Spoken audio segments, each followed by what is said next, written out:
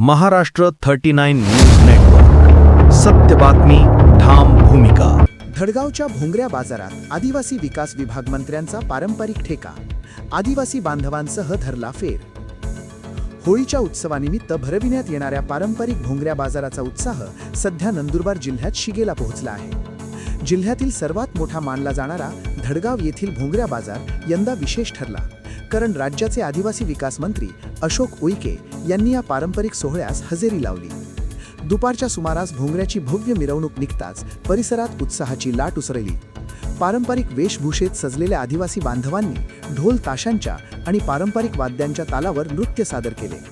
या रंगतदार वातावरणात आदिवासी विकास विभाग मंत्री अशोक उईके यांनीही स्वतःला रोखू शकले नाहीत। त्यांनी आदिवासी बांधवांसोबत फेर धरत पारंपरिक ठेक्यावर नृत्य करत लोकसंस्कृतीशी आपुलकीचे नाते जपले।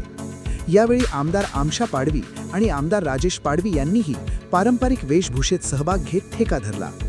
मंत्र्यांचा हा देसी अंदाज आणि स्थानिकांशी साधलेला थेट संवाद उपस्थितांमध्ये विशेष आकर्षणाचा विषय ठरला। आदिवासी समाजाच्या अंगीकृत परंपरा, लोककला आणि संस्कृतीचा जवळून अनुभव घेत मंत्र्यांनी स्थानिक बांधवांशी संवाद साधला। शासनाच्या विविध योजनांची माहिती देत विकास कामांबाबतही चर्चा करण्यात आली।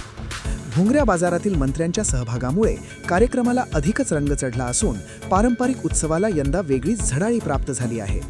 महाराष्ट्र 39 न्यूज नेटवर्कसाठी अभय पाटील, धडगाव। दुर्गम आणि सातपुड्याच्या पर्वतानंतर आमचा आदिवासी बांधव धडगाव या तालुक्यामध्ये भोंगऱ्याचं तुम्ही आताच आमचं संस्कृतीचं दर्शन घेतलेलं आहे। आमच्या आदिवासी समाजामध्ये देवदैवत आणि अस्मिता अतिशय महत्त्वाची आणि लोकप्रिय असल्यामुळे आजच्या दिवसाचं, आजच्या बाजाराचं का महत्त्व आहे, काय प्रस्थ आहे हे तुम्हाला दिसून पडलेलं आहे।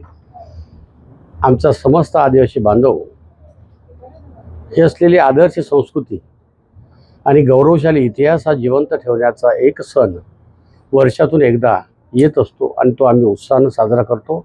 याच्यात सार्थ अभिमान आणि गर्व आहे की आमचा समाज आजही गौरवशाली इतिहास आणि आदर्श संस्कृती जिवंत ठेवण्यासाठी प्रामाणिकपणे कार्य करत असते आणि निश्चितच आम्ही भविष्यात सुद्धा ही संस्कृती जिवंत राहील यासाठी आम्ही प्रयत्नशील राहील।